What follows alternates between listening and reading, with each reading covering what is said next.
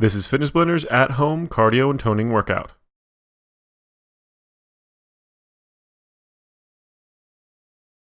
In this workout, we're going to start off with a quick warm-up, then move right into our intervals. We're going to be doing 1 minute per exercise, 3 exercises per group, and we're going to have a 20-second rest in between each interval group. We're going to be doing 4 total groups of 3 exercises. Now, you're not going to need any equipment for this routine, so let's go ahead and get started. Our first exercise of our quick warm-up is going to be a high knee march. Now remember, this is a warm-up, so you don't need to go really quickly. Just a nice, slow, controlled motion, trying to focus on getting as much range of motion out of that leg as you can. Now you can start with a little bit smaller range if you want to, get those legs warmed up, but then start trying to push those legs more and more, trying to really get those knees up as high to that chest as you possibly can. Just keep it going. Now, on top of focusing on trying to slowly increase that range of motion, you also want to slowly start increasing that speed as well. So you want to start out really nice and slow, maybe 2 to 3 seconds to do a single repetition per leg, and then eventually starting to get to the point where you're doing 1 per second, maybe even a little bit faster than that. Whatever you do, don't actually break into a full high knee where at some point you actually have both feet off the ground. You want to keep this relatively slow. After all, this is still a warm-up. Got just about 10 seconds left, just a little bit longer. Our next exercise is going to be just a regular jog in place. And go ahead and start it up. So just like with all the rest of these warm-up exercises, we're going to be moving really slowly to begin with. And then as you get more and more limber, as your muscles start to warm up, as your joints start to warm up, then you can start increasing that speed, increasing that range of motion. So nice and slow at first, then start trying to speed those feet up more and more, trying to get a little bit more range of motion out of them as you go along. So just keep those lungs open. Make sure you're not trying to push yourself too hard, but make sure you're also pushing yourself just hard enough that when you are done with all of these warm-up exercises, that you are ready to go for our routine.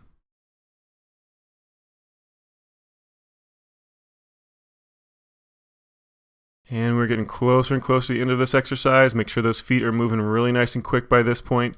We've got just a few seconds left when we move on to our next exercise. Keep those lungs open, keep those feet moving nice and quick. And our next exercise is going to be just a traditional jumping jack. We're going to start that up in just under 3 seconds. And start up. Nice full range of motion on those arms and legs. Try to keep that arm rigid. Try to keep that leg rigid. You can start by limiting that range of motion a little bit, but try to get a nice full range after just a few repetitions. Get those feet out really nice and wide. Get those arms all the way up over your head. Try not to bend that elbow too much. You want to have the arm almost completely straight. Make sure that shoulder joint is really nice and contracted. All those muscles around that shoulder should be contracted to make sure that joint is protected. A lot of people have a tendency to just kind of let all those muscles release and you're just kind of throwing your arms around. You can injure your shoulder, number 1, that way, and number 2, you're not going to burn as many calories that way. So make sure all those muscles to that shoulder are nice and contracted. Same thing with those hips and those core muscles. So this is the last exercise of our warm-up. We've got just under 15 seconds left. Really move nice and quick. You want to be moving as fast as you possibly can with these last few seconds of this one. Really get that heart rate up there. Really get that core temperature up there. We're almost done. And let it relax. Nicely done. All right, we got 20 seconds rest till we start into our next group. This is our first group of our actual routine here. We're going to be doing 1 minute of toe touch crunches, 1 minute of back bows, and 1 minute of lateral jumps. So each one of these can get a little bit harder as we go through this. And then we're going to move on to our next set. So we got just under 4 seconds left to start off with those toe touch crunches. You go ahead and lay down flat on your back, legs straight up in the air, and start them up. Try to make sure those core muscles stay nice and contracted. As you drop those shoulders back down towards the ground, you're going to have a tendency to want to let those abdominal muscles completely release. Fight against that. You want to make sure that those abdominal muscles stay contracted the entire time. Never let them release until you're done with this entire 60 seconds. Trying to reach up towards those toes as high as you can. Make sure you're keeping those legs nice and straight. They're going to have a tendency to want to start bending on you. So really contract that quadricep, the front of your thigh, to keep that leg nice and straight. At the same time as trying to get those hands up towards those toes as much as you possibly can. Now you should not only be feeling this in your abdominal muscles, but you should also be feeling it in the front of your thigh, as well as feeling a stretch through your hamstring and a little bit into that lower back as you crunch up towards those toes. Now I've got just a few seconds left. Just keep those lungs open. Don't hold your breath. We're almost done. Just 10 seconds. 4, 3, 2, 1, and let it relax. We're going to switch you over onto your stomach for our next exercise, the back bows. So arms and legs out nice and straight, lifting arms and legs at the same time up as high as you can off the ground as possible.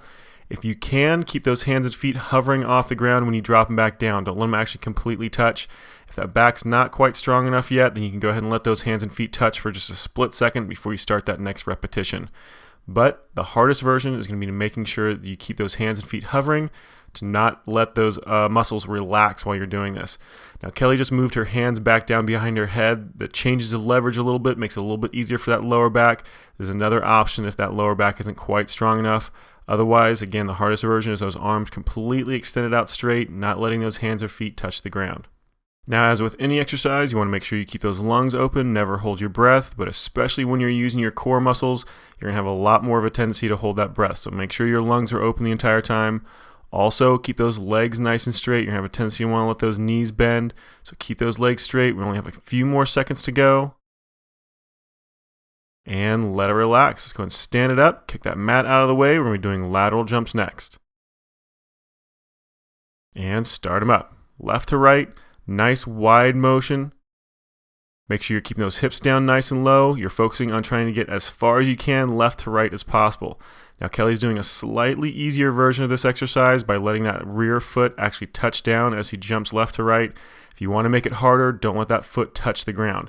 You want to always keep it hovering off the ground, all that weight just on one leg at a time. Now again, focus on keeping those lungs open. Make sure you're not holding your breath at any point through this exercise. Trying to focus on getting a really nice wide jump at the same time as keeping those hips as low as possible.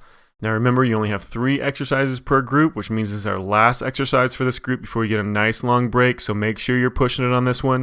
You have under 20 seconds left, so really push yourself as hard as you possibly can. Really try to tire yourself out. Only 10 seconds left to go. 4, 3, 2, 1, and let it relax. Good job. All right, you got 20 seconds rest. We're going to come up to our next group of exercises, which is going to be 1 minute of Jackknife Getups, 1 minute of a static plank, and 1 minute of good old burpees. Now we're going to be starting off with that Jackknife Getup, so go ahead and get that mat ready. You're going to be laying flat on your back to start.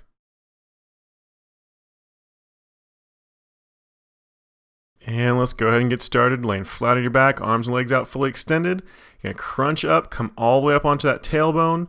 Come up off the ground, lifting yourself up with one hand and one foot. So you're going to reach up towards one foot as it kicks up with the opposite arm from leg. So left arm to right foot, right arm to left foot.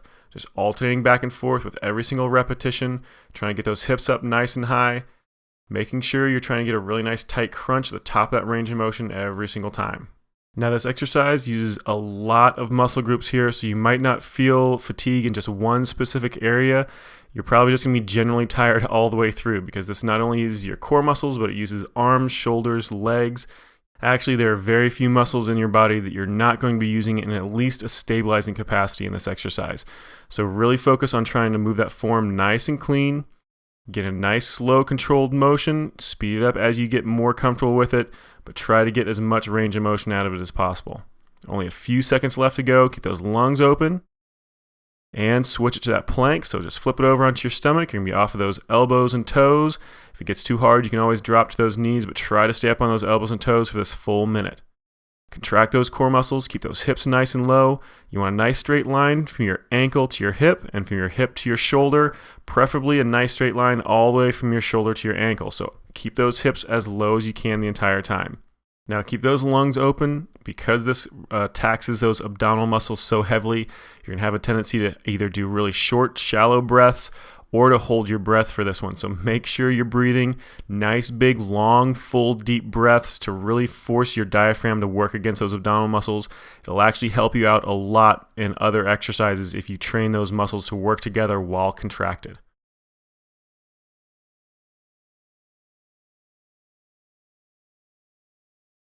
You've got just about 10 seconds left. Hold it for just a little bit longer. I know those muscles are burning like crazy. Keep those legs straight. Keep those hips low. 2, 1, and let it relax. Good job. Let's move on to our last exercise for this group, the burpees. Now move quick to get into place. You want those feet just about shoulder width apart. And start up. Kicking out into that full high plank or push-up position first. Then come up and jump really nice and high at the top. Now, if you want to make it a little bit harder, you can always add a full push-up at the bottom. So actually drop down and do a push-up, then come up and jump. Now, if you want to make it a little bit easier, you can always cut out that jump at the top. So no push up at the bottom, no jump at the top. So basically just coming up to a standing position and right back down into a full high plank or a push-up position.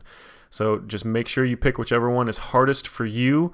You want to make sure that you're really pushing yourself on this one. This is our last exercise of this group until we get a nice long break again. So make sure you're pushing yourself as hard as you possibly can. No leaving anything behind.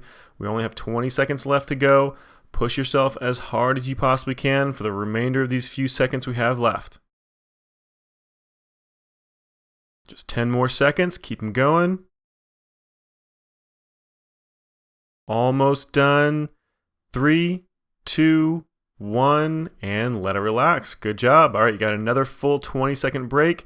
Our next 3 exercises are going to be a side hip raise on the left, a side hip raise on the right, and then a combination of 4 high knees and a squat touch. Now go ahead and grab that mat again if you have one handy, dropping back down to the ground. We're starting off with that side hip raise first. Go ahead and get ready, and start it up. Laying on your side, propped up on your elbow and knee with those knees stacked. You're going to lift those hips up as high as you possibly can, pulling that shoulder down towards that hip. So if you're on your right side, you're pulling your right shoulder down to your right hip. If you're on your left side, you're pulling your left shoulder down to your left hip. Just make sure you're getting a nice tight contraction on that bottom oblique. So the oblique that's closest to the ground, that's the one that you're focusing on. Now you're going to feel like you have a really limited range of motion with this exercise, but try to push it as much as you possibly can, dropping that hip all the way down to the ground until it almost touches. You want to keep just a little bit of a hover underneath that hip, then pressing up as high as you possibly can at the same time as pulling that shoulder down underneath you. So the more you try to force that shoulder down underneath you, the more range of motion you're going to get, the more contraction you're going to get on that oblique. Just try to focus on getting as much of a contraction, as nice tight squeeze on that oblique as you can. We've got just a few seconds left, and we're going to switch sides and do the same thing on the opposite side. And go ahead and let it relax. Go and flop over onto the other side. Again, propped up on that elbow, those knees stacked. And start it up. Nice high squeeze, getting that hip up there as high as you possibly can. Now this is actually a slightly easier version of this exercise, so next time you come through to do this routine, if you want to make this exercise a little bit harder, then kick both those feet out completely straight so you're actually stacked up on your feet and on your elbow rather than your knee and your elbow. It makes it much more difficult, so it might take you a little while to get there if you don't have the strength for it quite yet. Just make sure you're really focusing on that range of motion, trying to get as much out of it as you can. Another way to modify this exercise is to go to a full extension of that arm, gives you a little bit more range of motion, works a little bit better with those legs extended though. Got just under 20 seconds left. Keep those lungs open. We're almost done. Keep focusing on that full range of motion, pulling that shoulder underneath you the entire time. And we're almost done, just 5 seconds left. Keep it going a little bit longer. And let it relax. Good job. We have one more exercise in this group, which is going to be a 4 high knee plus a squat touch. Mat out of the way. Drive those knees 4 times. 1, 2, 3, 4. Then drop down, touch the ground. Drive those knees again, and then drop down, touch the ground with the other hand. Just make sure you're alternating back and forth with those hands. Get a nice deep squat every single time and driving those knees nice and quick every single time. Just keep focusing on getting as much range of motion through that high knee as you can. Really drive that knee up as high as possible. At the same time as getting a really nice full range of motion, dropping those hips down nice and low for that squat. Now, as always, make sure you're keeping those lungs open. Never hold your breath. Try to really push yourself as hard as you can on this one. This is your last exercise of this group and your last exercise of this workout. So make sure you don't leave anything behind and move those feet as quick as you can. Drive those knees up nice and high. Get a nice deep squat every single time. We only have about 15 seconds left, so keep pushing through it as hard as you can.